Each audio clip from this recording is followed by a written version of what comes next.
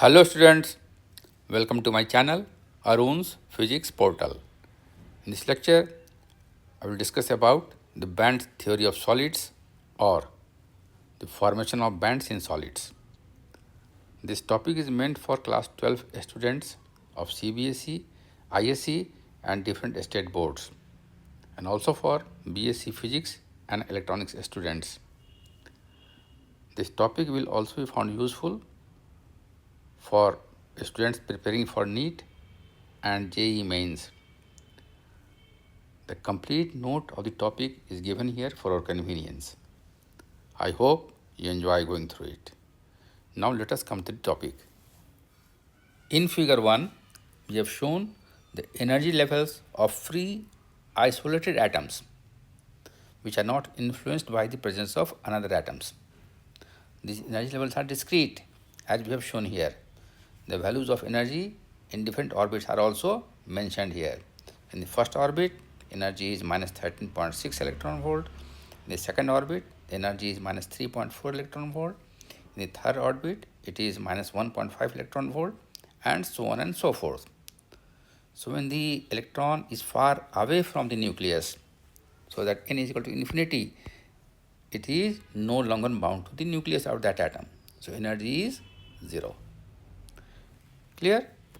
आइए अब हम देखते हैं कि जब हम कई एटम्स को एक दूसरे के पास लाते हैं so as to form a crystal, तब क्या होता है। So this is one atom, this is the nucleus and these are the different orbits in which the electrons of this atom revolve. This is another atom, this is the nucleus of that atom, and these are the different orbits in which the electrons of this atom revolve. To form a crystal, a large number of atoms are brought closer to each other. Consider two atoms which have been brought closer to each other. In such a case, there is interaction between the energy levels of the electrons in the outer shells of the two atoms. As a result, their energy levels no longer remain discrete, but they broaden up. Okay? अब discrete नहीं रहते हैं बल्कि वो फैल के एक band के रूप में फैल जाते हैं. When the distance is further reduced between two atoms, this band again splits into two bands. ऐसा क्यों होता है? एनर्जी बैंड डिस्क्रीट से ब्रॉड होके एक बैंड क्यों बनाता है? बैंड फिर दो भाग में क्यों बंट जाता है? This is a purely a quantum mechanical effect and can be explained only on the basis of quantum mechanics. Clear? Now, what about the energy levels of the electrons of the inner shells? They remain discrete as they were earlier. Why? Why so? This is because the electrons in the inner shells are shielded by electrons in the outer orbits. So their energy levels remain discrete as before, but the energy levels of the electrons in the outer shells change. To gain a clear understanding of band formation, we consider materials such as germanium, silicon and carbon, which have 4 electrons in their outermost shell. The maximum number of electrons in the outermost shell of an atom is restricted to 8. 2 electrons in the S subshell and 6 electrons in the P subshell. Okay? Thus, the electrons occupy the 2 available states in the S level and 2 out of the 6 available states of the P level. These energy states are discrete so long as the atoms are isolated. But when n isolated atoms of group 4, whose valency is 4, are brought closer to one another so as to form a crystal, the discrete 2s and 2p levels first broaden into energy bands. So in figure 2, we have shown the formation of energy bands in covalent crystals like germanium, silicon, carbon. Okay, on the x-axis we have interatomic distance, means increases along this increasing direction of x-axis. On the y-axis we have plotted energy. In any orbit, the number of electrons is equal to 2n square, so that when n equal to 1 in the first orbit, number of electrons will be 2, n equal to 1, and therefore 2n square is simply 2. So in the first orbit we have only 2 electrons. In the first orbit we have number of only one shell, S subshell is there, so the 2 electrons will be accommodated in the first orbit, and this is denoted by 1s2. In the second orbit, the number of electrons is 2 into 2 square, so this is 8. So second orbit can accommodate 8 electrons. Out of these 8 electrons, 2 will go in the S subshell. S subshell में 2 electrons जाएंगे. ठीक है, कितने बच गए states खाली? 6. Valency कितनी है? कार्बन की या जर्मेनियम की या सिलिकॉन की वैलेंसी है उसकी 4. That means in the second orbit, that is the outer orbit, it has only 4 electrons available. तो 2 इलेक्ट्रॉन चले गए एस सबशेल में, बच कितने गए? 2 कहाँ जाएंगे? पी सबशेल में. तो पी सबशेल में 6 स्टेट्स हैं जिसमें 2 ऑक्युपाइड हो गए. कितने खाली बच गए? 4. ठीक है, तो 4 स्टेट्स खाली हैं, 2 यहाँ ऑक्युपाइड हो गए. जब n एटम को हम लाते हैं एक दूसरे के करीब so as to form a crystal, this is what happens. जैसे जैसे डिस्टेंस घटाएंगे हम, शुरू में एनर्जी उनकी रहती है discrete, but as the distance decreases the energy levels no longer discrete but they broaden into energy bands. As the interatomic distance is gradually decreased, these bands broaden further. देखिए, इस distance तक energy जो है सो discrete है. Second orbit की energy इस distance तक discrete है. डिस्टेंस इससे कम होता है अगर, तो ये डिस्क्रीट नहीं रहता है, ये अब फैल के एक बैंड बनाता है. This is the band. अब यहाँ पर ये 2 इलेक्ट्रॉन यहाँ पर हैं, तो हम ये नहीं बोल सकते हैं कि इसकी एनर्जी कितनी है. इन दोनों इलेक्ट्रॉन्स की एनर्जी E1 और E2 के बीच में कुछ भी हो सकता है. ठीक है, ये 2 इलेक्ट्रॉन जो यहाँ पर हैं उसको हमने यहाँ दिखाया है, और यहाँ जो 2 इलेक्ट्रॉन्स हैं और 4 खाली स्टेट्स हैं उनको हमने यहाँ दिखाया है. तो इस डिस्टेंस से अगर दूरी कम होती है तो ये डिस्क्रीट एनर्जी लेवल नहीं रहता है, बल्कि ये एक बैंड बनाता है. यहाँ भी बैंड बन गया है, नीचे में ऊपर भी बैंड बन गया है. ऊपर वाले बैंड में 2 स्टेट्स ऑक्युपाइड हैं और 4 स्टेट्स खाली हैं. ये जो इलेक्ट्रॉन हैं जो ऑक्युपाइड स्टेट्स में हैं, इनकी एनर्जी कितनी है ये बोलना डेफिनेटली संभव नहीं है, इसलिए ये बैंड के अंदर हैं. इन दोनों की एनर्जी E3 भी हो सकती है मिनिमम, और मैक्सिमम E4 हो सकता है, और इसके बीच में एनर्जी इनकी कुछ भी हो सकती है. ठीक है, जब डिस्टेंस हम और घटाते हैं 2 एटम के बीच का, तो व्हाट हैपेंस, ये चारों जो हैं, ये चारों वैकेंट स्टेट्स और 4 ऑक्युपाइड स्टेट्स जो हैं, ये ऑक्युपाइड है. ये 2 ऑक्युपाइड स्टेट्स हैं यहाँ, और 2 ऑक्युपाइड स्टेट्स यहाँ हैं, और 4 वैकेंट स्टेट्स यहाँ हैं. ये चारों अब इस पूरे एक बैंड के अंदर चले जाते हैं. ये ठीक है, ये चारों एक बैंड के अंदर चले आए. अब यहाँ तो कहना और भी मुश्किल है अब हमारे लिए कि इन इलेक्ट्रॉन्स की एनर्जी कितनी है. ठीक है ना, क्योंकि बैंड के अंदर है ये. इनका मिनिमम वैल्यू भी हो सकता है यहाँ, और मैक्सिमम वैल्यू यहाँ हो सकता है इसका. तो एनर्जी कितनी है, दिस वी कैन नॉट से विथ सर्टेनिटी. डिस्टेंस यदि हम और घटाते हैं तो ये जो एक कंटिन्यूस बैंड है ये 2 भाग में फिर बढ़ जाता है. एक लोअर बैंड है और एक अपर बैंड है, और दोनों बैंड में कितने स्टेट्स हैं? एग्जैक्टली 4n स्टेट्स हैं. ये 4n कहाँ से आया? देखिए, आउटर मोस्ट ऑर्बिट में कितने स्टेट्स हैं? कुल मिला के एक एटम में 8 स्टेट्स हैं आउटर मोस्ट ऑर्बिट में. अगर हम n एटम्स को एक दूसरे के पास लाते हैं क्रिस्टल फॉर्म करने के लिए, तो कुल एटम्स में कितने स्टेट्स हो जाएंगे आउटर मोस्ट ऑर्बिट में? 8 इंटू एन। ठीक है, 8n में जो है इतने स्टेट्स हो गए टोटल मिला के। जब एटम की दूरी घटाते हैं तो ये जो हमारा बैंड है, सिंगल बैंड, ये दो भाग में टूटता है। ठीक है, दो इक्वल पार्ट में टूटता है, तो एक में कितने हो जाएंगे?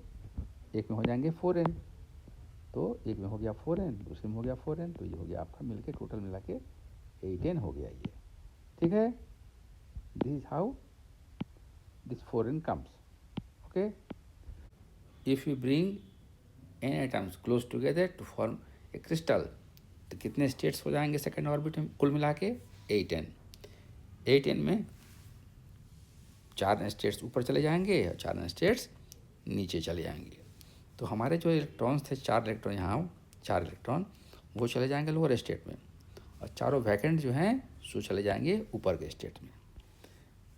Y in the lower state? Lower band में क्यों जाते हैं चारों इलेक्ट्रॉन्स?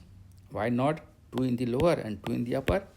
इसलिए for stability the energy of the system should be minimum. तो हम देख रहे हैं फाई एक्सिस में इधर एनर्जी बढ़ती है, तो अगर ये इलेक्ट्रॉन यहाँ जाएंगे तो एनर्जी ज़्यादा होगा, तो system will become unstable, and therefore all this 4 electrons go to the lower state and they form the valence band of the crystal।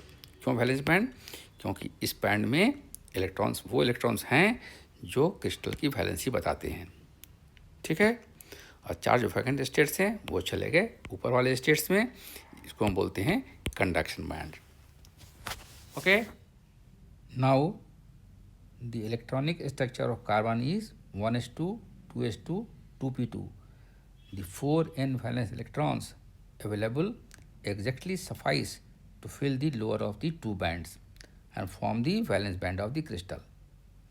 The empty upper band becomes the conduction band of the crystal. The forbidden energy region under normal condition has a width of about 6 electron volt in diamond, 1.1 electron volt in silicon, and 0.76 electron volt in germanium.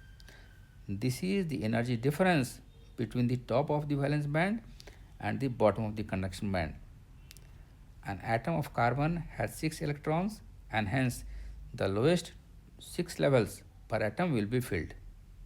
Thus, as shown in figure 3, the 2 levels corresponding to n equal to 1 are filled, and 4 levels per atom corresponding to n equal to 2 are filled, leaving the conduction band completely empty।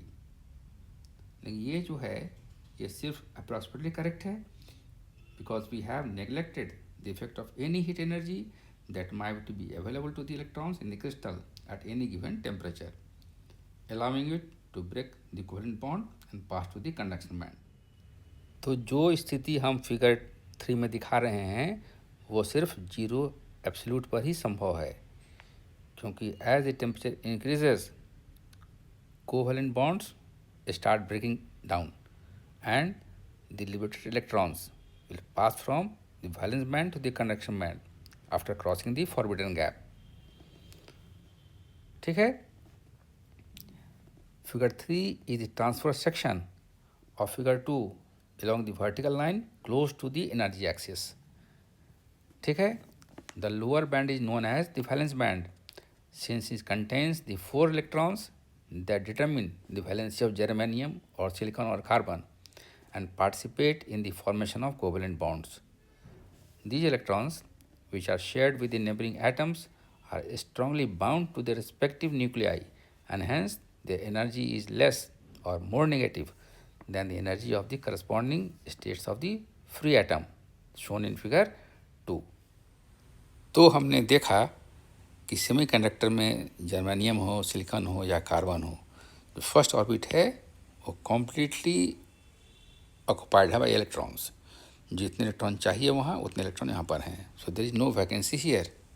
ठीक है, second orbit में जो है total मिला के 8 state हैं, S sub level में 2 और पी सब लेवल में 6, टोटल 8 आर देयर। लेकिन वैलेंसी चूँकि कार्बन की, सिलिकॉन की, जर्मेनियम की 4 है, तो आउटर शेल में सिर्फ 4 ही इलेक्ट्रॉन अवेलेबल हमारे पास हैं, जबकि स्टेट्स जो हैं वो 8 हैं। तो 4 लेवल जो होंगे वो बिल्कुल भर जाएंगे। ठीक है, 8 स्टेट्स में से 4 स्टेट्स जो हैं सो भर गए, और ये बनाते हैं आपका वैलेंस बैंड। इसको वैलेंस बैंड इसलिए बोलते हैं कि इसमें वो इलेक्ट्रॉन्स हैं जो जर्मेनियम, सिलिकॉन, कार्बन की वैलेंसी को बताते हैं, को डिटरमिन करते हैं, और 4 स्टेट जो हैं सो खाली रह गए, उसको हम बोलते हैं कंडक्शन बैंड।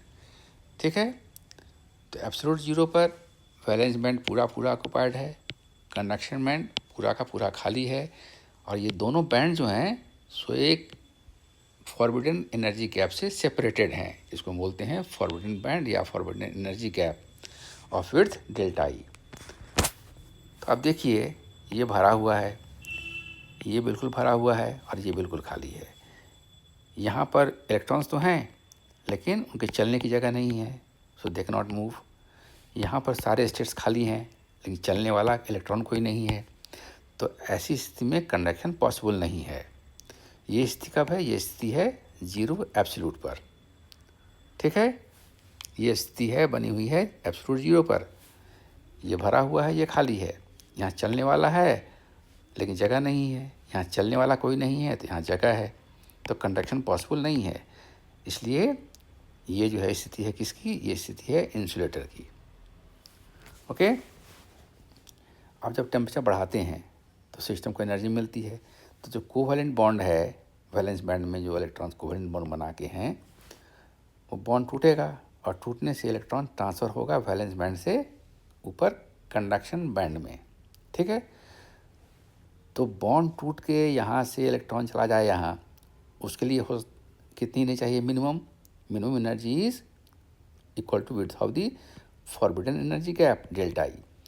वो बॉन्ड जो एनर्जी के इस पॉइंट पर है, ठीक है, top of the valence band पर है, और यहाँ से टूट के वो चला गया कंडक्शन बैंड के बॉटम पर, तो ये मिनिमम एनर्जी रिक्वायर्ड है। जो बॉन्ड यहाँ टूटेगा उसको यहाँ से यहाँ जाने के लिए ज़्यादा एनर्जी चाहिए, यहाँ से यहाँ जाने के लिए और ज़्यादा एनर्जी चाहिए। So minimum energy that is required is equal to the width of the forbidden gap. जैसे जैसे टेम्परेचर बढ़ेगा, ज़्यादा नंबर ऑफ कोवैलेंट बॉन्ड्स टूटेंगे, ज़्यादा इलेक्ट्रॉन फ्री होंगे और कंडक्शन बैंड में जाएंगे। जो इलेक्ट्रॉन वैलेंस बैंड तोड़ के चले गए कंडक्शन बैंड में, वो अपने पीछे एक वैकेंट स्पेस छोड़ जाते हैं, उसको हम बोलते हैं होल। सो वैलेंस बैंड में होल्स हैं और कंडक्शन बैंड में इलेक्ट्रॉन्स हैं। जब हम इलेक्ट्रिक फील्ड लगाते हैं तो कंडक्शन बैंड में इलेक्ट्रॉन्स मूव करते हैं और वैलेंस बैंड में होल्स मूव करते हैं, although both of them move in opposite direction, क्योंकि इलेक्ट्रॉन पर नेगेटिव चार्ज है और होल पर हमारा पॉजिटिव चार्ज है। Okay, now we distinguish between insulators, conductors and semiconductors on the basis of band theory of solids. First we take up the case of insulator. So for a crystalline substance to be an insulator, it is essential that the valence band be completely filled, the conduction band be completely empty, and the forbidden gap must be greater than about 3 electron volt.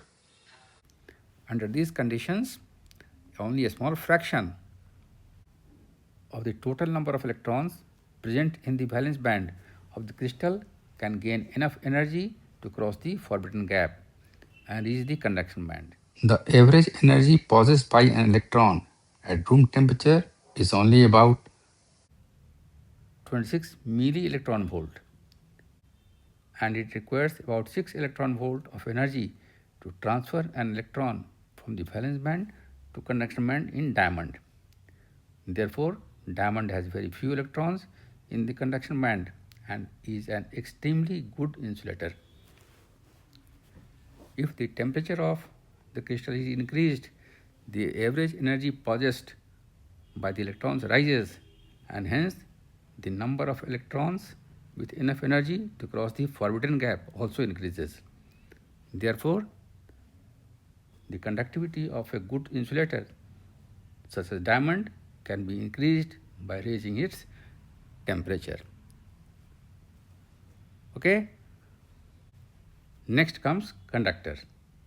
In a conductor, the electrons in the outermost shell are loosely bound to their parent nuclei.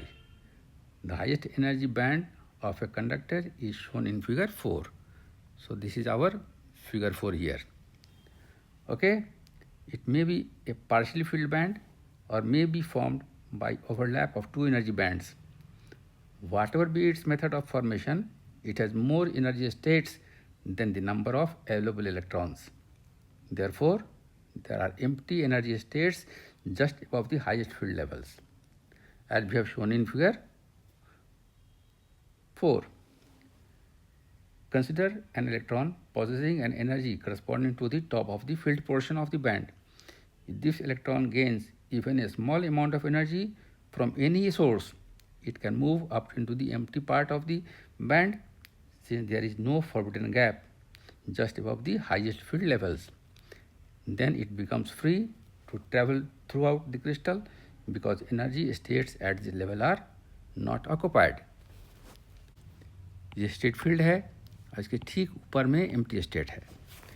तो यहाँ पर कोई भी electron अगर होगा इस position पर, थोड़ी भी एनर्जी मिल जाए किसी सोर्स से, सीधे यहाँ से यहाँ चला सकता है, क्योंकि यहाँ कोई बैंड गैप नहीं है. ठीक है ना. और चूँकि यहाँ पे स्टेट्स खाली हैं, ये आराम से यहाँ पर घूम सकता है और कंडक्टिविटी को बढ़ा सकता है. ठीक है. And finally we come to the case of semiconductor. The energy band structure of a semiconductor resembles that of an insulator. The main difference between an insulator and a semiconductor lies in the width of the forbidden energy gap. In case of an insulator, the energy gap is so wide that few electrons can cross it at room temperature, whereas a semiconductor has a narrow energy gap, which allows a considerable electron population in the conduction band even at room temperature. As we have seen earlier, the width of the energy gap in two most widely used semiconductors, germanium and silicon, are 0.76 electron volt and 1.1 electron volt respectively. The resistivities of these materials lie between those of conductors such as copper and insulators such as diamond. As the temperature of a semiconductor is increased, the number of covalent bonds breaking down increases and the liberated electrons pass on to the conduction band, and therefore the population of electrons or free electrons in the conduction band increases, and hence the conductivity of a pure semiconductor increases with increasing temperature. Now we see what is a hole. Concept of a hole.